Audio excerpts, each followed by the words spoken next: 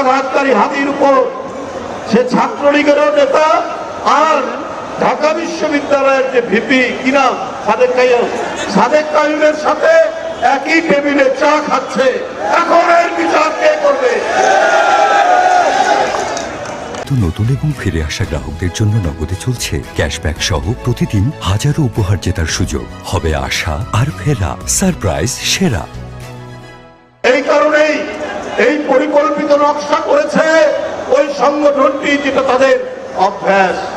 আরে যাদের ৭১ সালে ৩০ লক্ষ মানুষকে হত্যা, ২ লক্ষ মা বোনের ইজ্জত হরণের পরে যাদের কোনো বিবেকে বাঁধেনি, যাদের কোনোভাবেই আপনার অনুশোচনা নেই, তারা তো যা ইচ্ছা তাই করতে পারে।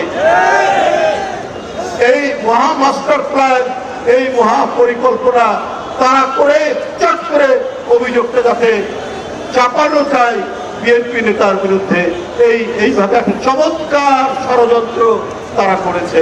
এখন আস্তে আস্তে দিনের আলোতে একেবারে পরিষ্কার হয়ে যাচ্ছে। বন্ধুরা আমার, গেছেন কালকে দেখতে, সাথে সাথে আমার সাথে কথা হয়েছে উনার, আমার সাথে আপনাদের কথা হচ্ছে, আপনার ভাই কি করছেন? আমি যাচ্ছি হাসপাতালে দেখতে। উনি গেছেন, একটা অভিভাবক তুল্য মানুষ।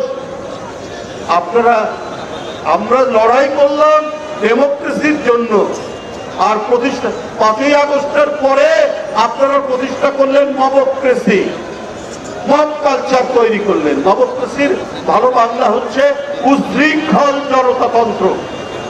এই উশৃঙ্খল জনতাতন্ত্র দিয়ে আপনি সুশাসন, আপনি ন্যায় বিচার এবং গণতান্ত্রিক সমাজ কায়েম করতে পারবেন না, যেটা তারা করছে। জনগণের কাছে এখন স্পষ্ট এই ভয়ঙ্কর ষড়যন্ত্রের নায়ক হচ্ছে তারা, যেটা এখন প্রকাশিত হচ্ছে। বক্তব্য দীর্ঘায়িত করব না।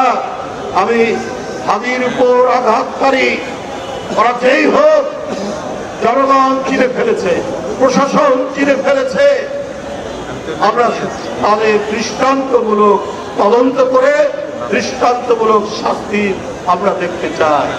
বন্ধুরা আমার, আজকে হাদির উপর আক্রমণের জন্য জাতীয়তাবাদী দল ঢাকা মহানগর দক্ষিণ সুষ্ঠু তদন্ত করে বিচারের দাবিতে দুষ্কৃতিকারীদের যে আজকে যে বিক্ষোভ মিছিল এখন করতে যাবে, আমি সেই বিক্ষোভ মিছিল অত্যন্ত সুশৃঙ্খলভাবে করার অনুরোধ জানিয়ে আমার বক্তব্য শেষ করছি। ধন্যবাদ সবাই।